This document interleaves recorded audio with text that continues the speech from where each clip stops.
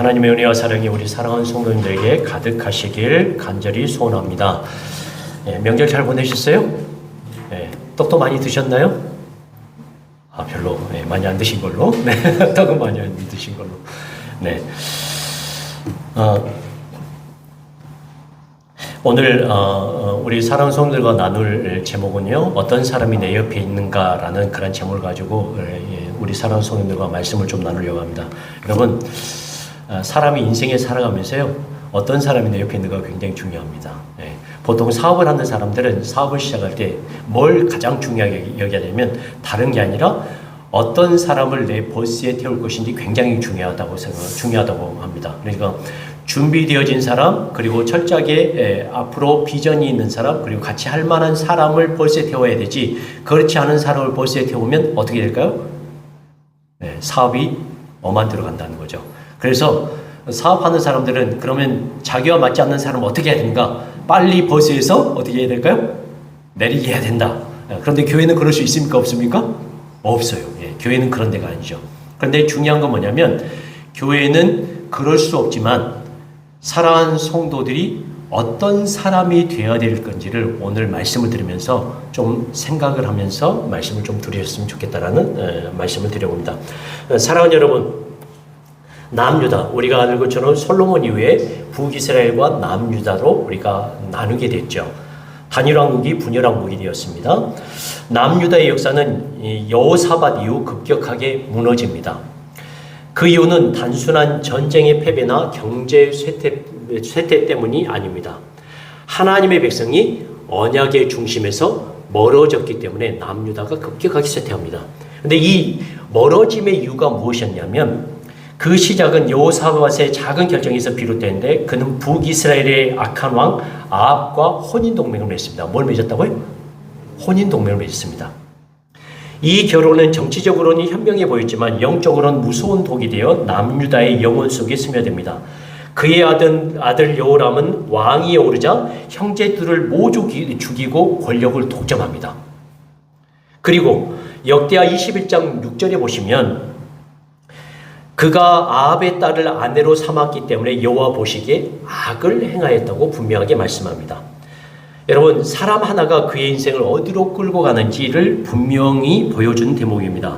그 여인 아달랴는 아합과 이세벨의 딸이었습니다. 여러분, 아합과 이세벨은 천하의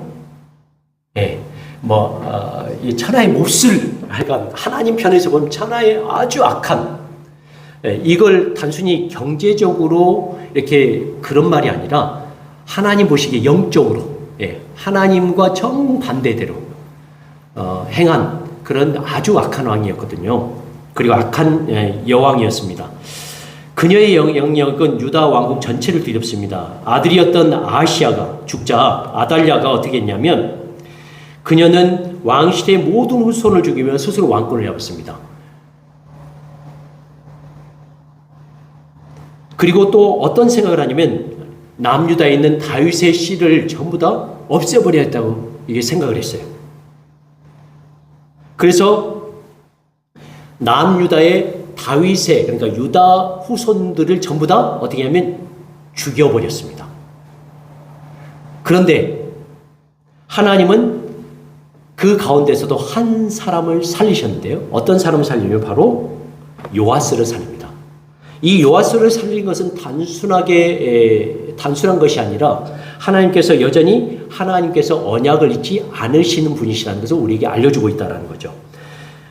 그분은 하나님은 다윗에게 이렇게 약속하셨는데, 사무엘사 7장 16절에 보면 다윗에게 어떤 말씀을 하시냐면, 내 왕위가 영원히 경고하리라. 여러분, 다윗의 왕위가 영원히 경고하려면 이 유다의 씨가 어떻게 될까? 계속 이어져야만 되죠. 끊어지면 안 되잖아요.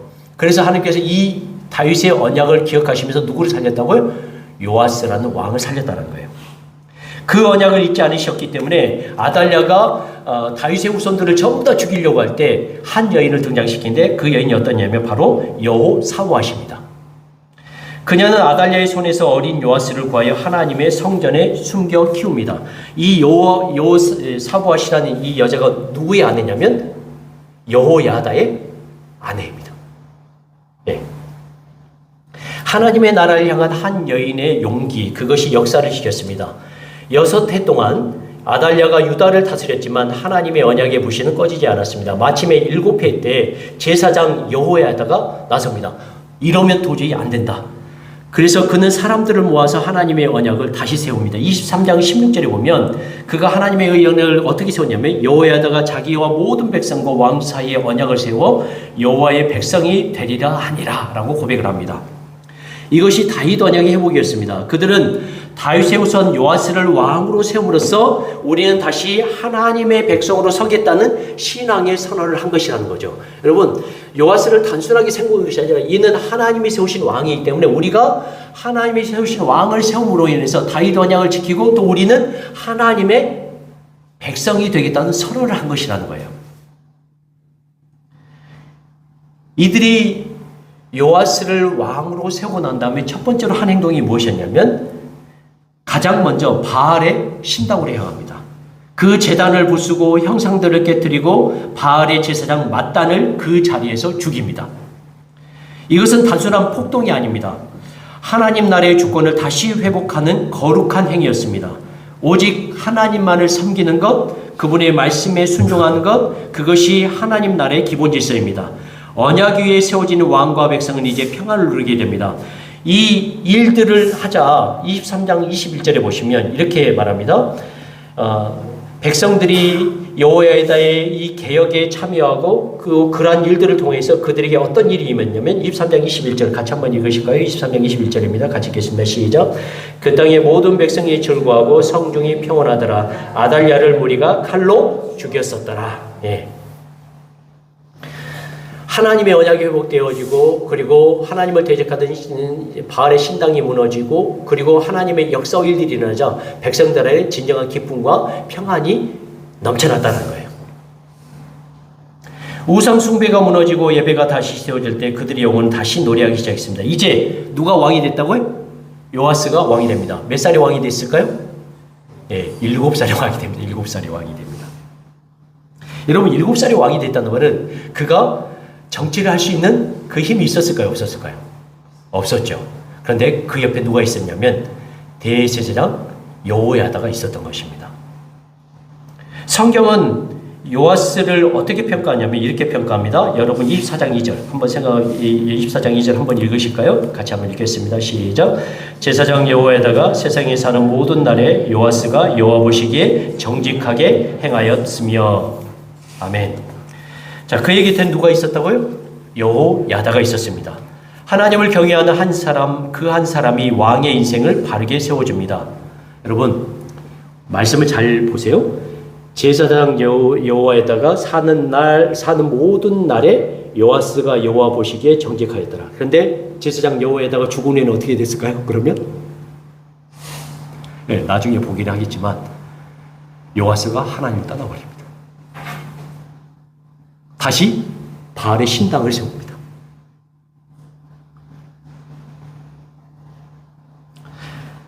요아스가 한 일 중 가장 위대한 일은 바로 성전 보수였습니다. 이 성전 보수도 누가 있을 때 했냐면 대제사장 여호야다가 살아있을 동안 한 겁니다. 예. 성전은 단순한 건물이 아니라 하나님의 임재의 상징 곧 하나님 나라의 중심이었습니다. 아달랴와 그녀의 아들들이 하나님의 성물을 바알에게 바쳤던 그 자리에서 요아스는 다시 하나님을 위한 거룩한 역사를 시작합니다. 요아스는 제사장들과 레위인들을 모아서 말합니다. 모든 이스라엘로부터 세금을 거두어서 성전을 수리해라. 이것은 단순한 행정명령이 아니라 모세의 언약에 근거한 신앙적 명령이었습니다. 그러나 23년이 되도록 성전은 수리되지 않았습니다. 몇 년 동안요? 23년 동안. 예. 왜일까요? 24장 7절을 보십시오. 왜 그러냐면 왜 성전이 보수되지 못했냐면 그리고 왜 세를 거두지 못했냐면 24장 7절 같이 읽으실까요? 시작. 이는 그 악한 여인 아달랴의 아들들이 하나님의 전을 파괴하고 또 여호와의 전의 모든 성물들을 바알들을 위하여 사용하였음이었더라. 여러분, 백성들이 세금을 내면요 요아스가 세워지기 전에 뭘 어떻게 됐다고요? 성전을 위한 보수를 위한 세금을 냈는데 그 세금이 전부 다 어디에 쓰였다고요? 바로 예수에 쓰였다는 거예요. 그러니 백성들이 세금을 내겠어요? 안 내겠어요? 안 냈다라는 거예요. 하나님께 바쳐진 것이 하나님께 쓰이지 않았던 시대, 이것이 바로 언약이 무너진 현실의 모습입니다. 그러나 요아스는 포기하지 않았습니다. 그는 성전 문 앞에 궤를 만들어 백성들이 자발적으로 헌금하게 했습니다. 강제적으로 거두지 않고 성전 앞에다가 궤를 만들어 헌금궤를 만들어서 자, 모세가 너희들에게 명한 세를 이 헌금궤에 자발적으로 드려라. 이 헌금은 어디에 쓰일 것이다? 네, 성전 보수하는데 바르게 쓰일 것이다. 걱정하지 말아라. 라고 공포를 한 겁니다. 백성들이 자발적으로 기쁨으로 드렸고 그 헌금으로 성전이 다시 견고하게 세워졌습니다. 이것은 단순한 복구가 아니라 하나님 나라의 회복 사건이었습니다. 무너진 예배의 중심이 다시 세워지고 하나님의 임재가 회복되는 일이었습니다. 오늘 말씀을 통해서 우리 사랑하는 성도들에게 말씀드린 건 뭐냐면, 사랑하는 여러분, 요아스의 인생은 너무나 분명한 두 시기로 나누는데요. 대제사장 여호야다가 살아있을 때의 요아스와 그리고 대제사장 여호야다가 죽고 난 후에 요아스로 나뉘게 됩니다. 여호야다가 살아있을 때 요아스는 하나님 보시기에 정직하게 행했습니다. 그러나 여호야다가 죽은 후에 그는 방백들의 아첨을 듣고 마음이 변합니다. 여러분 17절을 보십시오. 24장 17절을 보십시오. 17절과 18절을 같이 읽겠습니다. 17절과 18절 같이 읽겠습니다. 시작. 여호야다가 죽은 후에 유다 방백들이 와서 왕에게 절하매 왕이 그들의 말을 듣고 그의 조상들의 하나님 여호와의 전을 버리고 아세라 목상과 우상을 섬겼으므로 그 죄로 말미암아 진노가 유다와 예루살렘에 임하니라. 또 그리고 결국 하나님을 배반하고 어떤 일까지 행했냐면 19절과 20절입니다. 19절과 20절, 21절까지 읽겠습니다. 시작. 그러나 여호와께서 그들에게 선지자를 보내사 다시 여호와에게로 돌아오게 하려 하심에 선지자들이 그들에게 경고하였으나 듣지 아니하니라. 이에 하나님의 영이 제사장 여호야다의 아들 스가랴를 감동시키심에 그가 백성 앞에 높이 서서 그들에게 이르되 하나님이 이같이 말씀하시기를 너희가 어찌하여 여호와의 명령을 거역하여 스스로 형통하지 못하게 하느냐 하셨나니 너희가 여호와를 버렸으므로 여호와께서도 너희를 버리셨느니라 하나 무리가 함께 꾀하고 왕의 명령을 따라 그를 여호와의 전뜰 안에서 돌로 쳐 죽였더라. 그래서 22절에 이렇게 변합니다. 요아스 왕이 이와 같이 스가랴의 아버지 여호야다가 베푸는 애를 기억하지 아니하고 그의 아들을 죽이니 그가 죽을 때 이르되 여호와는 감찰하시고 신하여 주옵소서 하니라라고 합니다. 여러분, 한 사람의 아주 위대했던 왕이 한 사람이 죽고 난 후에 갑자기 돌변합니다. 그래서 최소한 양심이 있어야죠. 대제사장 여호와의 야다의 아들인 스가랴 선지자를 어떻게 합니까? 요아스가 돌로 쳐 죽여버립니다. 이런 배은망덕이 어디 있습니까? 다시 말하자면 이게 무슨 말이냐면 대제사장 여호야다가 떠나고 난 다음에 요아스가 누구를 버렸다고요? 하나님을 버렸다는 말을 하고 있는 겁니다. 그의 인생이 무너진 이유는 단 하나. 곁에 있던 사람들이 달라졌기 때문입니다. 사람은 누구나 영향을 받으며 살아갑니다. 누구의 곁에 서느냐, 누구의 말을 듣느냐, 그것이 믿음을 세우기도 하고 무너뜨리기도 합니다. 요아스 곁에 있던 여호야다는 언약의 사람이었습니다. 그러나 그가 떠난 자리에 세속의 방백들이 들어오자 언약의 길은 끊어지고 사람의 길이 시작되었습니다. 하나님의 나라는 관계의 나라입니다. 여러분, 교회는 관계의 나라입니다. 말씀을 붙드는 사람들과 함께 있을 때 세워지고 세상적 사람들과 함께 할 때 무너집니다.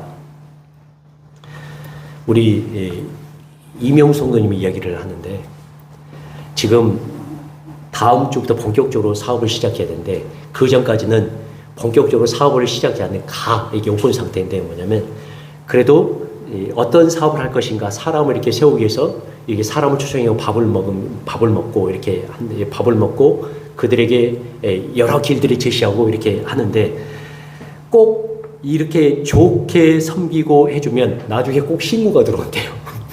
신고가 들어오는데 그 신고를 한 사람 누구였을까요? 네, 거기에 초청받은 사람이 꼭 신고를 하네.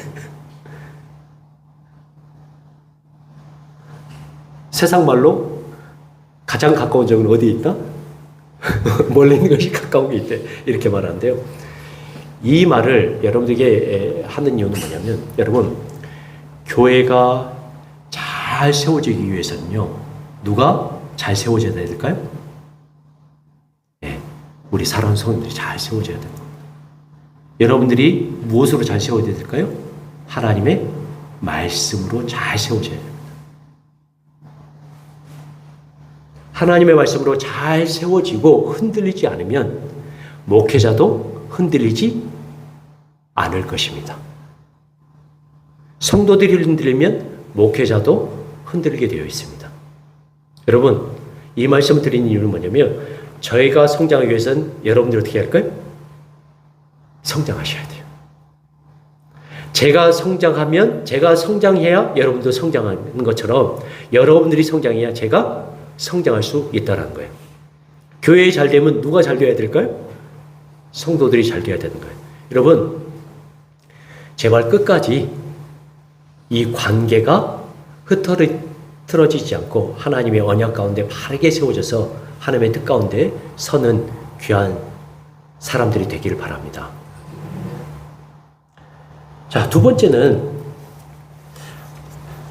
언약은 단지 하나님과의 약속이 아닙니다. 언약은 우리의 현실 속에서 이루어져야 하는 삶의 방향입니다. 여호와스의 성전 보수는 단순히 건물을 수리한 일이 아닙니다. 그것은 하나님께 드릴 것을 다시 하나님께 돌려드린 일, 곧 언약에 충실한 믿음의 실천이었습니다. 언약에 충실한 사람은 예배를 세우고 공동체를 세우고 하나님의 뜻이 땅에서 이루어지도록 일합니다. 하나님 나라의 백성은 현실 속에서 언약을 이루는 사람들입니다. 가정에서, 직장에서, 교회에서 하나님의 이름이 높아지게 하는 사람들. 요아스의 초반의 삶은 그 모범이었지만 그의 후반은 인생 언약을 잃은 자의 비극을 우리에게 보여주고 있습니다. 여러분, 우리가 하나님의 언약을 지킨다는 말은 우리의 전 삶이 하나님의 언약을 따라 산다는 말입니다. 여러분, 하나님의 언약을 따라 산다는 말은 무슨 말일까요? 하나님을 예배하는 삶이 된다는 말이에요. 하나님을 예배하는 삶은 그럼 어떤 삶일까요? 하나님의 말씀을 지키고 다른 사람들에게 하나님의 사람으로서의 삶과 모습을 보여주는 겁니다. 도대체 저 사람들은 왜 저렇게 사는가? 도대체 어떠한 이유가 있기에 저 사람들이 저렇게 살 수밖에 없는가를 우리에게 보여주는 겁니다. 그러한 일을 통해서 무엇이 드러날까요? 하나님이 드러나는 것입니다. 죄송한 이야기지만 여러분, 공부를 하려면 잘하십시오. 그리고 여러분 회사 일이나 다른 것을 하려면 잘하십시오. 잘한다는 말은 무슨 말이냐면 바르고 정직하게 잘하시기 바랍니다. 네. 좀 그런 말로 삥땅 치지 마시고 줄 거 잘 주고 잘 섬기시고 그래서 내가 이 사람과 일하면 일할 맛이 난다. 그렇게 하시면 얼마나 좋겠어요. 그렇게 하시면 좋을 것 같다는 말씀입니다. 그래서 하나님의 언약 속에서, 현실 속에서 하나님의 뜻을 드러내는 귀한 주의 사랑하는 성도님들이 되시길 바랍니다. 네. 여러분, 하나님의 나라는요, 많은 사람을 통해서 이루어지는 것이 아니라 정말로 하나님 앞에 정죄가 있었던 한 사람을 통해서 이루어진다는 그 사실을 잊지 마시고 하나님의 길을 걸어가시기를 바랍니다. 사랑하는 여러분, 요아스의 이야기는 단지 옛날 왕 이야기로 끝나지 않습니다. 이 이야기는 오늘 우리에게 이렇게 묻습니다. 당신 옆에는 누가 있습니까? 당신은 지금 누구의 말을 듣고 있습니까? 당신의 삶은 언약을 현실 속에 이루고 있습니까? 하나님 나라의 백성은 언약을 붙들고 진리의 사람들과 함께 걸으며 하나님의 이름이 높아지게 하는 사람입니다. 제가 이번 주에 와이프한테 뭔가 빈정이 상해가지고 뭐라고 그랬어요. 뭐라고 그랬어요. 그랬더니 와이프가 드라마에 있는 한 대사를 저한테 가지고 와서 저한테 이렇게 이야기를 합니다. 여보, 좋은 일 하실 분이 왜 그렇게 하세요? 그런 얘기를 하더라고요. 우리 사랑하는 성도님들, 여러분은 하나님의 위대한 역사를 이루실 분들입니다. 잊지 마십시오. 여러분은 하나님의 위대한 역사를 여러분의 삶 가운데 드러나게 하실 분들입니다. 여러분뿐 아니라 여러분 옆에 있는 사람까지 그렇게 만드실 분들입니다. 그러니까 세상 살면서 하나님이 조금 안 해주시더라도 그걸로 실망하지 마시고, 조금 어렵더라도 실망하지 마시고, 하나님의 사람으로 잘 서서 많은 사람들이 이롭게 하고, 요하스가 성전 보수를 통해서 하나님께 돌려드리고서 온전히 돌려드렸던 것처럼 우리의 삶을 통해서 하나님께 온전하게 돌려드려서 하나님께 영광이 되며 기쁨이 되며 감사가 되는 주의 사람들 되시길 주님의 이름으로 간절히 축원합니다. 아멘. 기도하겠습니다.